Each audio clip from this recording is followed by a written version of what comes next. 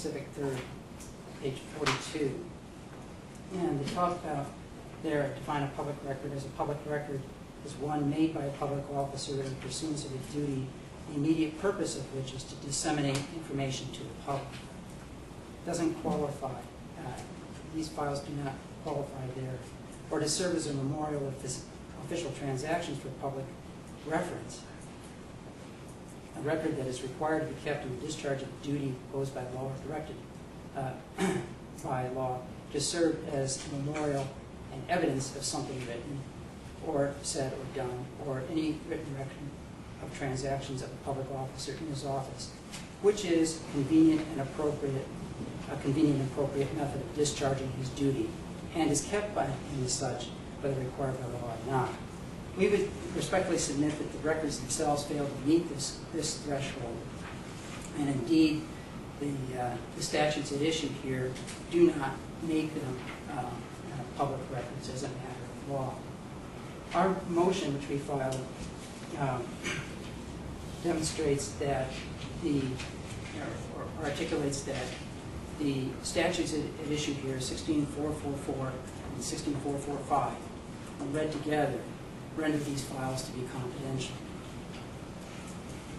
The undisputed facts in this case, based on the admissions, the request for admissions, are that the GEMS election software used by Pima County to process elections stores information about those elections in computer files that have these particular file extensions, and that the GEMS uses that information stored in the files to program the memory cards that are used to control and accumulate votes on the optical scan and touchscreen machines used by voters in Pima County. That the optical scan and touchscreen machines used by the voters in Pima County are not capable of processing votes for an election without a memory card installed. And that the optical scan and touchscreen machine used by the voters in Pima County operate differently for each election based on the programming and contents of those memory cards that are generated by GEMS for each election. And that the MDB files generated by GEMS contain parameters and text that control the design and layout of election ballots.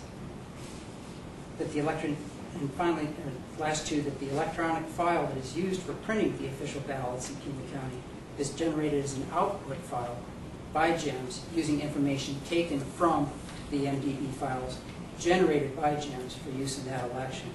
And finally, and most importantly, that the MBD and GDF files that have been requested by the plaintiff contain programming code.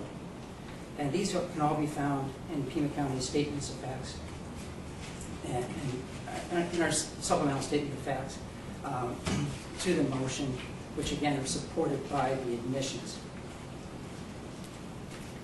Mr. Straub, let me get a clarification here, because you said something that sounded a little bit different than what I had understood was the county's position earlier. I thought there was an agreement that this is a public record, but that there's a separate statute that prevents its disclosure. Judge, I think you have to make that determination independently. I'm not going to, for purposes of time, spend a lot of time belaboring that particular point. But I think the fact that these are essentially, what we're talking about is the programmatic elements of that database, which are creating and allowing the records to be properly sorted and handled, to create the ultimate public record, which is the vote count, is really what we're talking about. It is the public record, not the actual programming itself that we're talking about. You're going too technical right now. I'm just referring to whether this is a public record as compared with, and I forget whether it was Griffiths or Ellis, involved what was allegedly personal email contained on the computer of a government employee. There was a threshold issue as to whether emails created by someone for purely personal business constituted a public record because they didn't do anything to advance or concern public interests. Now, as I recall, there had to be an in-camera inspection of those emails to make that determination. But here, no one's suggesting that the MDB files are created, for instance, by Mr. Crane just as a personal hobby. That is very clearly a public record. I agree. I think it is really our position that that isn't the type of thing that is intended to be normally disseminated. Even though an email, for example, personal email, obviously is something that one would not necessarily intend to be out in the public domain. Just the same, the nature of this, by its very nature, is what we're suggesting, is where maybe in a different context it might memorialize something that the government does. In this particular context, there is no expectation that it will be shared with the public, and that's essentially our. I forget whether it was the Griffiths case or the Ellis case, but one of them references in a footnote to the Arizona Attorney General's position through its agency handbook as to statutes that keep confidential public records. I've had some difficulty trying to get access to that agency handbook, despite the fact that it's cited in the case. It may just simply be it's not in an easily accessible PDF format, but have you looked at that agency handbook to determine whether 1445, or I'm sorry, 16445 is one of the statutes that the AG takes the position makes these types of records confidential? No, I have not, Your Honor. I am familiar with the agency handbook, and there is a whole list of statutes. I have not, in all honesty, taken a look at that to compare. I would not be surprised necessarily that it's in there or not. There are so many statutes that are more clearly on their face. The nature. It may be that it is in there. I don't know. Certainly things like juvenile records and things like that. I think I recall that would be something that would pretty obviously listed as. But do you agree that the MDB file is a public record and that the threshold legal issue is whether 16445 prohibits its release? Well, I don't like to give you any ground anytime, Judge. But I think a good argument could be made for that, and I'm not going to belabor the point at this point. I'm going to move on to the statutory argument. Okay.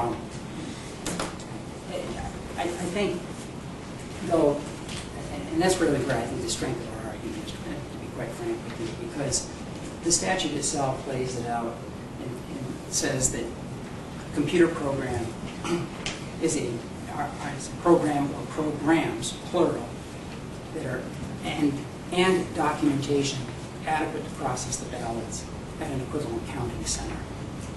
Now, it seems to me that all the testimony, whether by the experts, by Mr. Crane, or everyone seems to say we cannot process an election unless we have these files. And it isn't just the data in terms of how the votes were cast that obviously you need that, but without ability to be able to retrieve that, without ability, without the logic, without the parameters within the program, within the file itself, to interface with the GEMS program, there would be no way to be able to process the ballots at an equivalent counting center. And I think the answer should stop there. We styled as I indicated in the opening statement, we styled this argument in three ways. We thought, well, maybe you could just look at 16445, the companion statute, which is the confidentiality statute, and say that maybe we should interpret that term, computer program, independent of 16444. Now, I don't think that there's really any basis for doing that, but in doing so, the thought was, well, we take the approach that it meets the standard statutory interpretation. If there's not a definition for it, we use the commonly accepted phrase. So I think the admissions that the plaintiff has made in the case, plus the testimony, I'd just like to just hit on a couple of points in the testimony. And I want to let you know what we've given you in terms of the annotated facts. We actually give you timing marks, I think, in certain places, or actual times, so you can go back to the reporter's transcript and take a look at some of these points. Now, I'm not going to be able to right now articulate those exact times, but they are sustained in our findings of fact and conclusion of law. But let's start with the testimony of Mr. Michael Donahoe. He testified basically at one point, what is the definition of a computer program? And he said that it is code that works on data to produce a result. And when asked, the SQL code in the MDB file, and you know, I apologize, Judge, I'm somewhat dyslexic on this stuff, you know, so I think I called it MDBs throughout the trial, but anyway, works on these files, works on that data to produce a result, and he admitted that in his testimony. But of course, my cross-examination didn't, certainly paled in comparison to yours, and under the questioning from the court, he noted that the programming resides within the document itself, i.e. the object of that, its object-oriented program resides within the .mdb file. And he discussed at length the nature of object-oriented programming. And you recall in my deposition, in my cross-examination of him, my questions were actually formulated from his deposition. And he basically went through that whole history of computer programming and how we went through this, essentially, the development of relational databases where we have both data and elements that can work and activate and instruct how to process that data. And it would seem he would basically said essentially that these that combination is what describes the GEMS system. Also, I questioned Mr. Michael Ryan with respect to the California Secretary of State's Red Team report. And you recall when I questioned him with respect to that, we were looking at a portion of how the California Secretary of State's Red Team describes election management software. And that report, which I questioned him from, said the election management system consists of software running on a commercial platform. Typically, this platform is some form of Microsoft Windows. The application software consists of a database program and other software. A client program, the database application, or both control access to the election data, etc., etc. When I asked him if this described GEMS, he said yes.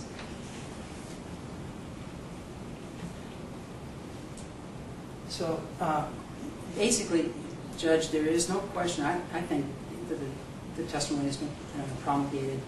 Even under the traditional analysis, there's something more that's going on in these files than just merely the storage of data. And I think particularly then if you move down to the statute's broad definition, which is really the only important definition here, is it's saying that you need programs, programmer programs, plural. So one could easily interpret that not only the GEMS executable, but also whatever programmatic elements are residing in the database. And it says, and documentation. Now, one could consider, well, look, Judge, if you don't find that it's necessarily programmed in its traditional sense as we've been debating here, you could still back up and say, well, wait a minute, it really could be documentation. Now, I know some of the experts have testified, so what, you got to be sending to the Secretary of State would be the GEMS executable plus the manual and plus the hash codes. But that is not how any of the election officials that we have evidence of here handle this. We have letters from the city of Tucson, certainly the way we treat it. There are other jurisdictions that consistently treat this as saying, no, you wouldn't send, you already have the GEMS source code up there. Why would you send the program up plus some sort of manual? That absolutely makes no sense. So broadly read, either way, whether you want to consider it, don't find that there's necessarily programmatic elements in the database, I think you could legitimately consider it to be documentation. Either way, that's within the purview of the definition of a computer program under 1644A4. And Judge, there's really, at this point, and the reason I'm raising the motion is there's no dispute as to these points at all. Absolutely no dispute.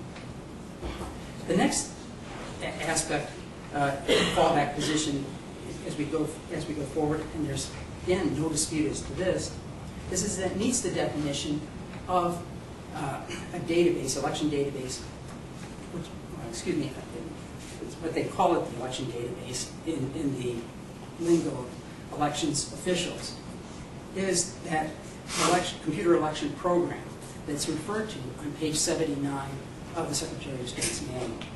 Again, here, the experts have no disagreement when you actually confront them with that particular definition. There is no disagreement with respect to that. And as we cited in our findings of fact and conclusions of law, that those conclusions by the people who actually are in the trenches handling this stuff on a daily basis, those should be given deference. And it is those kinds of, from an administrative perspective, should be given deference. And so therefore, based on the three-step approach, you have your choice. We've given you kind of a smorgasbord. We've spent a lot of discussion among the technical experts as to whether there is programming or not within these particular files. I think the answer is clearly that there is. They're only debating how much there is, frankly. But even if you don't, buy that necessarily, there is no question that you have to have these materials in order to process an election at an equivalent county center, and that therefore the motion should be granted on that basis. As you know, our fallback position from that, and the reason we reserved that, the final position is the balancing test under Pima County versus Carlson. Here the idea is, the presumption, if you do then treat it as a public record, the presumption really is that it should be disclosed. There's no dispute about that that's what the general legal proposition is. However, when there's interests of confidentiality, privacy, or this other item, the best interest of the state, then the burden shifts to the county. Now, we had a discussion before we had this trial. I prepared this trial with the idea that we were going to be going forward first, assuming that we had that burden. We're the ones withholding. The presumption was in favor of the plaintiffs. The plaintiffs wanted to go forward because they really, frankly, wanted to be able to drag our elections people through the mud in a very public way through this trial. And which I think is not merited, certainly by the evidence. I think we talked about that before. And what they were trying to establish is, Judge, you can't really trust these people. You have to trust us. Give us the database. It's their formulation of the balancing test. The balancing test really is this: is it in the public interest? And should that outweigh, regardless of what interest anybody has for the database, is that outweighed by the public's interest? And I know we still haven't presented our case. I won't touch anything on that, obviously, in this motion. But we have a number of stipulated facts. And in fact, I think we're up to probably about 70 facts. Not 70, but we have 72 facts. We're probably at 65 facts that we have already established through either admissions or through agreement by the testimony of their witnesses. But the pertinent ones, and I'll be brief here with respect to this, is the stipulated facts say that the architecture of GEMS is full of security flaws. And so is the architecture of its accompanying Microsoft database, the MDB files, for which we're requesting. That is not undisputed. And when I confronted Dr. Ryan, Did you say that is agreed upon? Yeah, that is agreed upon. I mean, we have it admitted. One's an admission. One, it's in the joint pretrial statement. I don't know how more we can establish that point. So we have all of a sudden this idea of, okay, we have a system that's very insecure in an environment, which there's not going to be any disagreement in this room about. This is extremely important to have good security. And our argument, of course, is and has been, is that, well, both of us are arguing, well, you have really good security, physical security, good procedures. That's good to see. Nobody's assailing our procedures. They may want to know whether the elections director went to a movie, with his lead staff person or not. But that has nothing to do with the fact that we have good procedures in Pima County to protect that. what we're saying is it's a two-part process. You have to have good procedures, good physical security, together with, without giving out other things that would make potentially the system vulnerable. Now, here is the issue with respect to this. It may not be patently clear to any of us how somebody could hack in. We could think, okay, well, this may not be likely or it may not be likely or otherwise. The point, though, is I don't think anybody's in disagreement with it, that we want security in our elections. We want transparency as well, wherein the balance really is lying here. The county has done more than enough, been presented more than enough evidence about how we're trying to make the process transparent in every way. And in fact, some of the issues, for example, the RTA election would not have happened had we not given the Democratic Party what it wanted in a way, and access logs and those kinds of things to see if something was going on. So those kinds of procedures that we have in place mitigate the need, in other words, for the disclosure of the files in the first place. So that's a factor to consider in the balancing test.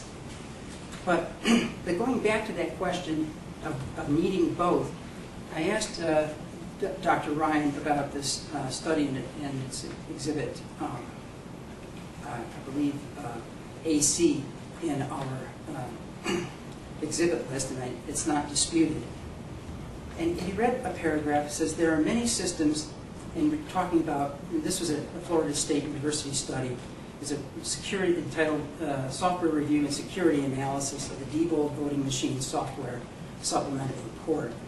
And it was dated, I believe, in August of, I don't have the date right here at this point, but it's the August 10th report. Anyway, quote, there are many systems that share this testing limited property. We're talking about the Diebold election system.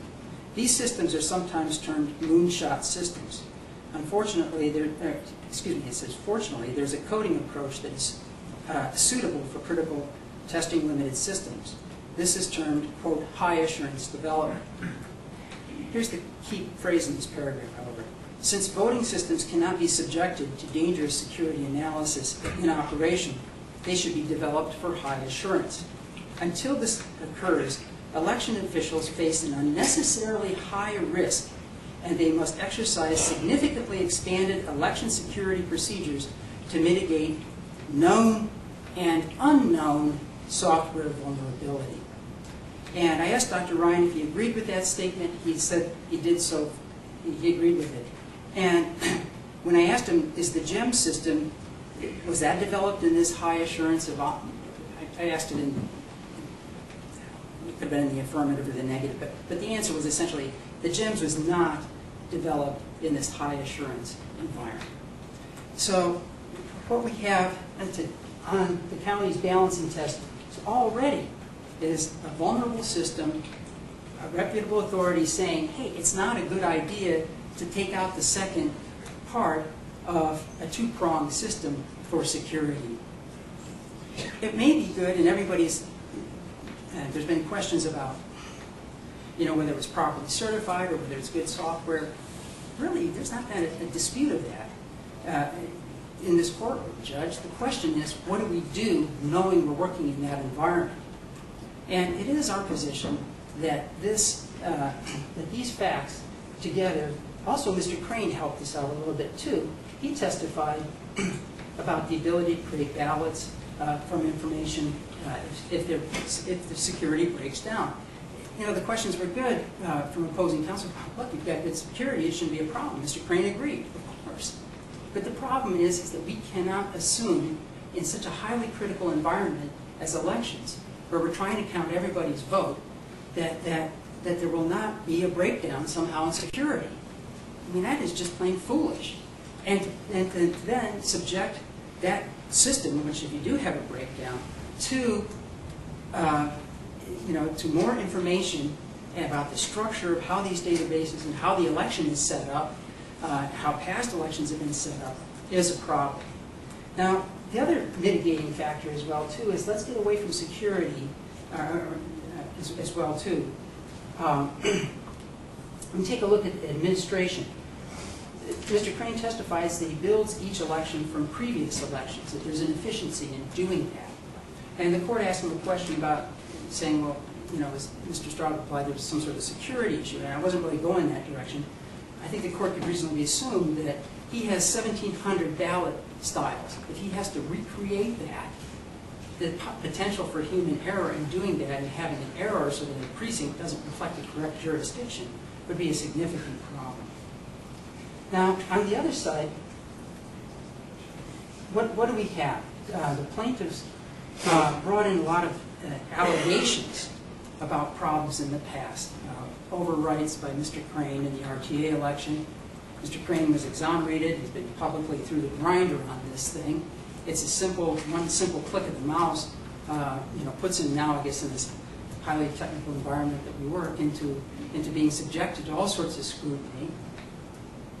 And you know, I think he testified, and I think you would agree, he's a credible, hardworking, very diligent, very truthful person who's just trying to do his job. There's no evidence that he would ever have flipped an election or done anything in that regard. So it's not like we have a past history of problems in Pima County.